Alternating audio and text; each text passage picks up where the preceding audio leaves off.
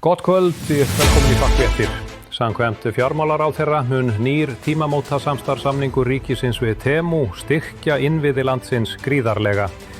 Í fyrsta áfanga verður öllum götuljósum skipt út fyrir LED-ljósasveppi en einnig verða þingbekkir á Alþingi útbúnir með sólarknúnum nuddsetum.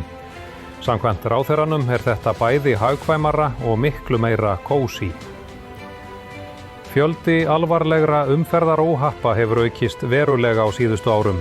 Til að draga úr slysum verður þjóðvegur 1 formlega skráður sem torfærubraut næsta vor og munu ökumenn þurfa að greiða keppnisgjald áður en þau keyra á stað.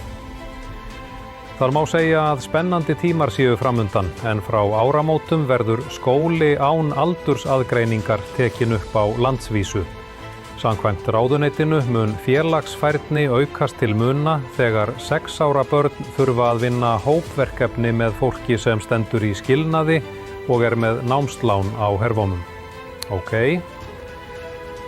Nýtt frumvarp í húsnæðismálum á Íslandi gerir ráð fyrir að fyrstu kaupendur þurfi ekki lengur útborgun, heldur dugi þeim að manifesta sig inn á húsnæðismarkaðinn með nægilega skýru vision board.